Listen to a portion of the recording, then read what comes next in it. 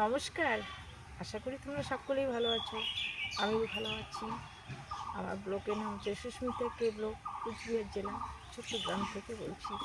তবে ভীষণ রৌদ্র, এত রৌদ্রে বাড়িতে থাকতে পারছি না, ঘরেও থাকা যায় না। আমি টিনের গরম, আমার তো ছাদ ঘর নেই, ভীষণ গরম। সেই জন্য এখানে না বসে পড়লাম।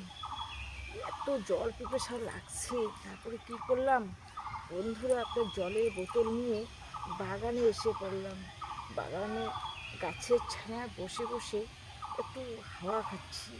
এখানে মানে ভালো, এখানে তো শরীরটা ঘামছে না। আর বাড়িতে ঘেমে শরীরের জন্য কীরকম হয়ে যায়, রান্না বান্নার তো ভীষণ রৌদ্র। এর জন্য আমি কী করলাম, বাড়ি থেকে বাগানে এলাম।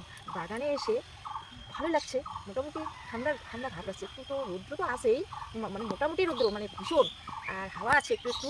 হ্যাঁ, সেই জন্য কী করলাম, জলের বোতলটাও নিয়ে এলাম, মোবাইলটাও নিয়ে এলাম। কারণ হয়তো যদি কোনো বন্ধু বা দিদি আমাকে যদি ফোন করে বা কমেন্ট করে জানিয়ে দেয় যে দিদি তুমি কী করতেছো, তখন তো আমি তাদের সঙ্গে তো একটু কথা বলতে পারবো। সেই জন্য মোবাইলটাও নিয়ে এলাম। আমার বাড়ি থেকে আমার মেয়ে বলে, মা তুমি মোবাইলটা নিয়ে কোথায় যাচ্ছ? আমি তো একটু বাগানে যাচ্ছি, আমার তো রান্নাবান্না কমপ্লিট। সেই জন্য ছেলেও নাই বাড়িতে, আমার হাজবেন্ড তো ওই তো মানে বাগান পরিষ্কার করতেছে। সেই জন্য আমি এখানে একটু বসে একটু হাওয়াও খাচ্ছি আর বন্ধুদের সঙ্গে কথা বলছি। না, আমাকে ভীষণ জল তৃষ্ণা লেগে গেল, জল পিপাসা এত লেগে গেল, না একটু জল খেয়ে নিই, তারপরেই তোমাদের সঙ্গে ভালো করে কথা বলবো। অল্প একটু জল খেলাম, জল খেতে খেতে তোমাদের কথা ভালো লাগবে, তোমাদের সঙ্গে কথা বলতেও আবার ভালো লাগবে। সেই জন্য আজকে এখানে বসে বসে একটু তোমাদের কথা কী করতেছো না করতেছো আমি তো কিছুই ভাবতে পারতেছি না, কিছুই বুঝতে পারতেছি না। আমি তো এই যে এখানে বসে আছি, আমার তো সেই ভালো লাগছে।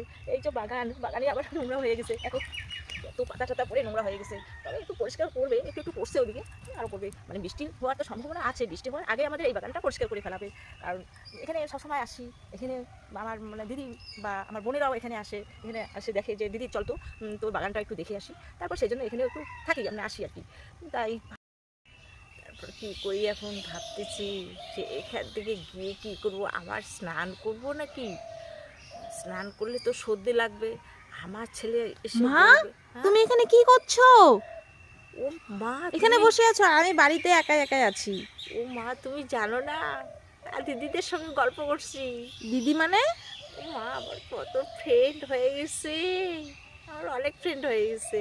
ও, তুমি ভিডিও করছো? হ্যাঁ, আমার দিদিদের সঙ্গে একটু কথা বলছি, যে মোবাইলটা নিয়ে এলাম, যে মোবাইলে একটু কথা বলি।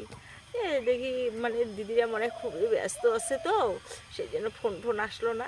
তুমিও পারো সত্যি মা। কেন মা? এই যে তোমার কিসের ভিডিও, এত গরমে আবার ভিডিও ও করতে মা, হয়? আমার বাড়ির কাজ তো কমপ্লিট, আমি ঘরে, রান্না। আমি কি দেখি মা কোথায় গেল, তুমি বাগানে এসে বসে আরে আছো। আমার ঘরে ভীষণ ভীষণ গরম লাগছে, মানে উঠানে তো থাকতেই পারছি না। রান্না বান্না কমপ্লিট, সেই জন্য এখানে চলে এলাম। তো আর বাবা তো আছে, আমার কোনো ভয় নেই। পাশাপাশি তো অনেক লোকজনও আছে, এই তো পাশাপাশি বাড়ি দেখা যাচ্ছে, কিসের ভয়, এখানে ভূত পেতনি নাই। ও সেই তাই? জন্য এখানে বসে আছি। আমি একটা জলের বোতলও নিয়ে এসেছি। এই দেখো মা, আমি একটা তুমি জলের, তো ভূতের ভয় ভয় পাও। হ্যাঁ আমি দেখবে। ভীষণ ভূতের ভয় পাই। ও মা, সেদিন ভোট দিতে গিয়ে এইরকম ভূতের ভয় পেয়েছি ওই বাগানে, ও কথাটা আমি আজ অবধি ভুলতে পারি না। মানে আমি আমার বোনকে বলছি, বোন রে এরকম এরকম তোদের ওখানে নাকি ভূত আছে। আর আমার বোন জামাইটা খেপে গেছে। হ্যাঁ, তাই? হ্যাঁ আমার বোন জামাইটা সেই ভীষণ খেপে গেছে। ওখানে আমরা সবসময় উপাসে যাই, ভূত তো দেখি না, তোমার গায়ে কি ভূত লাগবে, তোমাকে লাগবে ভূত, এরকম আর কি। তাহলে একটা ঝাড়ফুঁক, আমি করি না, আমি ঝাড়ফুঁক দেবো না, আমার ওগুলো ঝাড়ফুঁক পছন্দ হয় না, এরকম করে বললাম। তাই আমার ভাস্তি বলে, মাসি তুমি ওখানে কোনো দিন বসো না, তুমি ভয় করবা। মানে ভাস্তিটা এত ভালোবাসে আমাকে না, সেই আমার জন্য সেই মিস করে। ও তো বাইরে বাইরে থাকে, আবার ওই যে পড়াশোনা করে, টিউশনি করে, সেই জন্য ওর মানে আসারই সময় হয় না।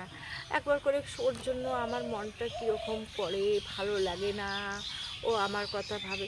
আর আমি যদি যাই, ও এত মানে শরবত করে দিবে, আবার চা করে দিবে, বিস্কিট দিবে, মাসি তুমি খাও না, তোমার মুখটা শুকিয়ে গেছে। তখন আমি ভাবি যে আমার মেয়ের থেকে মনে হয় যে ভাস্তিটাই এত ভালোবাসে, আর কি বলি। সেই জন্য ভাস্তির কথা আমি সবসময় মনে করি যে এই রৌদ্রের মধ্যে মেয়েটা যেন কোথায় টিউশনিতে আছে না আছে, ওটা ভাবতেছি। আর বোনটা তো, বোনের তো শরীর আবার সেই ভীষণ ভীষণ খারাপ। আর দিদিরা আর কি বলবো, আবার মেয়েটাও আমার ঘরে আছে, মেয়েটার জন্য চিন্তা করি। এই রৌদ্রে আবার ও সকাল সকাল রান্না করে, আমাকে তো সকালে উনানের কাছে যেতেই দেয় না, গ্যাসে তো রান্না করি না, মাঝে সাঝে রান্না করি। আমাদের দুটা ঘর, মানে গ্যাসের ঘর আলাদা, রান্নাঘর আলাদা, মানে খড়ির ঘর আলাদা, এরকম করে রান্না করে চলে। মানে এত বাগান, কত সুন্দর বাগানের খড়ি, এর জন্য খড়ি দিয়ে বেশিরভাগ আর কি রান্না করে। মেয়েও আমার সেই রকম এক্সপার্ট হয়ে গেছে যে মা আমার খড়ি দিয়ে রান্না করতে ভালো লাগে।